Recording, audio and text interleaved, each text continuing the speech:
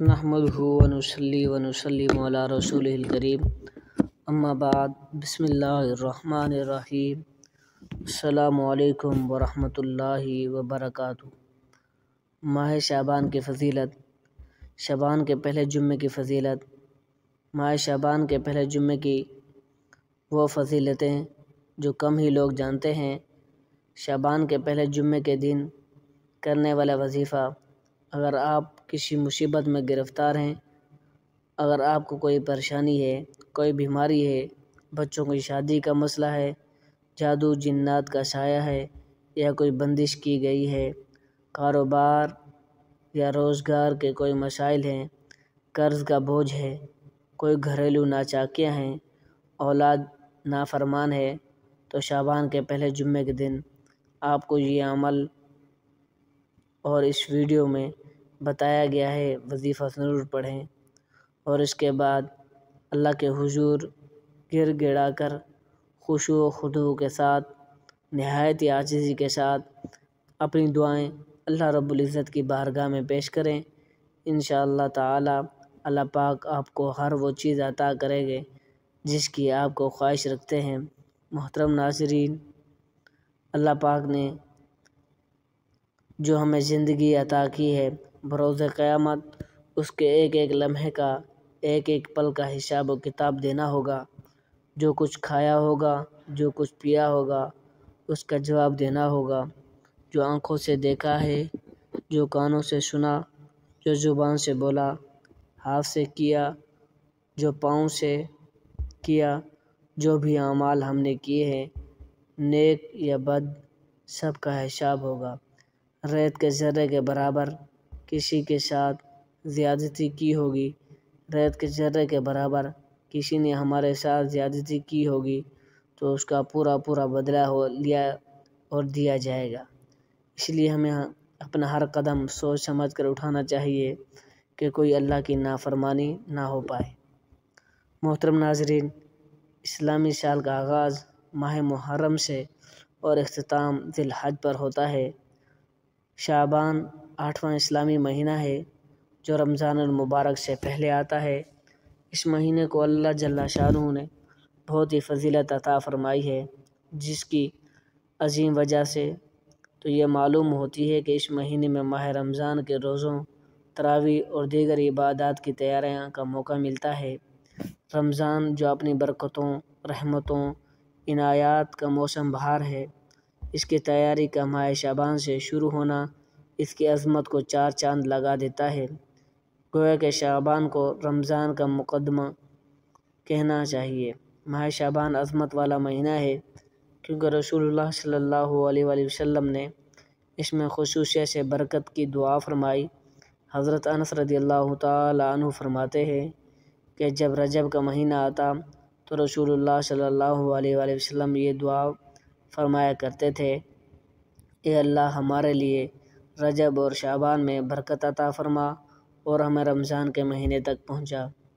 چونکہ یہ رمضان کا مقدمہ ہے، اس لیے اس میں رمضان کے استقبال کے لیے تیاری کی جاتی ہے۔ خود رسول اللہ صلی اللہ علیہ وآلہ وسلم نے اس مہینے میں رمضان کی تیاری کی اور ترغیب دی۔ حضرت انس بن مالک رضی اللہ تعالی عنہ روایت کرتے ہیں، ماہ رجب کی آمد پر رسول اللہ صلی اللہ علیہ وآلہ وسلم یوں فرمایا کرتے تھے: اے اللہ، ہمارے لیے رجب اور شعبان میں برکتیں نازل فرما اور ہمیں رمضان بھی نصیب فرما۔ ماہ شعبان کی فضیلت و برکت کا اس عمل سے بھی اندازہ لگایا جا سکتا ہے۔ اس مہینے میں بندوں کے اعمال اللہ جل شانہ کے حضور پیش کیے جاتے ہیں۔ حضرت اسامہ بن زید رضی اللہ تعالی عنہ نے بیان کیا کہ میں نے رسول اللہ صلی اللہ علیہ وآلہ وسلم کی خدمت اقدس میں عرض کیا: یا رسول اللہ صلی اللہ علیہ وآلہ وسلم، میں آپ کو سب مہینوں سے زیادہ شعبان المعظم کے مہینوں میں روزے رکھتے دیکھتا ہوں، اس کی کیا وجہ ہے؟ آپ صلی اللہ علیہ وآلہ وسلم نے فرمایا: یہ وہ مہینہ ہے جس سے لوگ غافل اور سست ہیں۔ رجب اور رمضان المبارک کے درمیان یہ وہ مہینہ ہے جس میں اعمال اللہ جل شانہ کے حضور لے جائے جاتے ہیں، لہٰذا میں چاہتا ہوں کہ میرے اعمال اس حال میں اٹھائے جائیں کہ میں روزے سے ہوں۔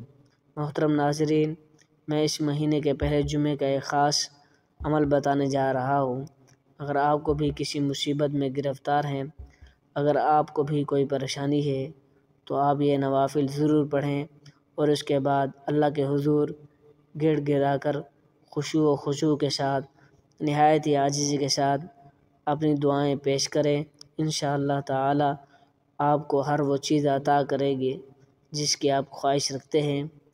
محترم ناظرین، اس مہینے کے پہلے جمعے کی شب نماز عشاء کے بعد جو کوئی 4 رکعت نفل نماز اس طرح پڑھے کہ ہر رکعت میں سورہ فاتحہ کے بعد 11 مرتبہ سورہ اخلاص پڑھے، اور اس نفل نماز کا ثواب خاتون جنت حضرت فاطمۃ الزہرا رضی اللہ تعالی عنہا کو بخشے تو بفضل باری تعالی اسے جنت میں جگہ عطا ہوگی۔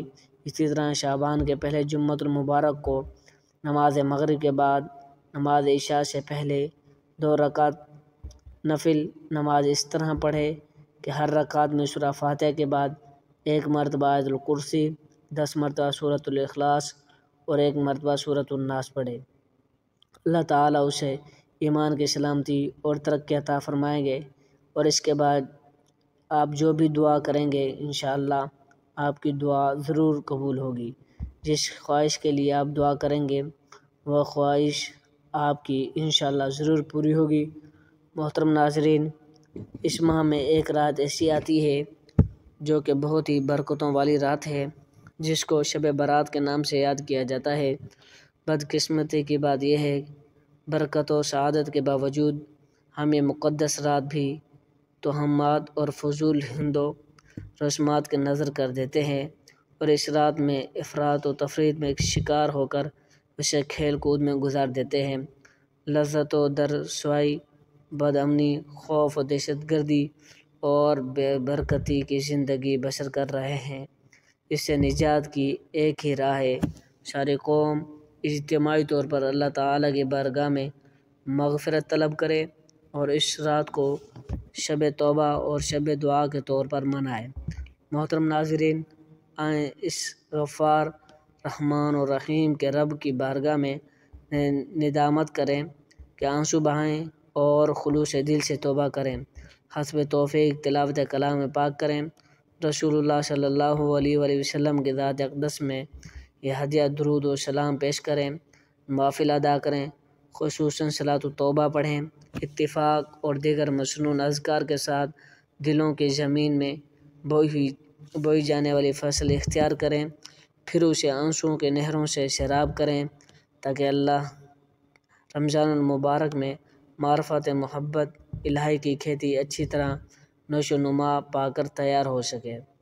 یہ کہنا بے جانا ہوگا کہ شعبان المعظم رمضان المبارک کے ابتدائی اور مقدمہ ہے، اور اس میں ہمیں ماہ رمضان کی عبادات کی تیاری کرنی چاہیے۔ حضرت سلمان فارسی رضی اللہ تعالی عنہ سے روایت ہے، رسول اللہ صلی اللہ علیہ وآلہ وسلم نے ہمیں شعبان کے مہینے کے آخری تاریخ میں خطبہ دیا اور فرمایا، اے لوگو، تم پر ایک عظمت و برکت والا مہینہ سایہ فگن ہونے والا ہے۔ پھر آپ صلی اللہ علیہ وآلہ وسلم نے شب قدر، تراویح، مغفرت باری تعالی اور رمضان میں اہتمام سے کیے جانے والے خصوصی اعمال کا تذکرہ فرمایا۔ شعبان کی فضیلت اس بات پر بھی اجاگر ہوتی ہے کہ آپ صلی اللہ علیہ وآلہ وسلم اس کے چاند اور اس کے تاریخیوں کے حساب کا بہت ہی اہتمام فرماتے تھے۔ حضرت ابو ہریرہ رضی اللہ تعالی عنہ فرماتے ہیں کہ شعبان کے چاند یعنی تاریخوں کو خوب اچھی طرح محفوظ رکھو تاکہ رمضان کا حساب ہو سکے۔ تاکہ رمضان کے صحیح حساب کے لیے شعبان کا چاند اور اس کی تاریخوں کو خصوصیت سے یاد رکھا جائے۔ جب شعبان کی آخری تاریخ ہو تو رمضان کا چاند دیکھنے کی پوری کوشش کی جائے۔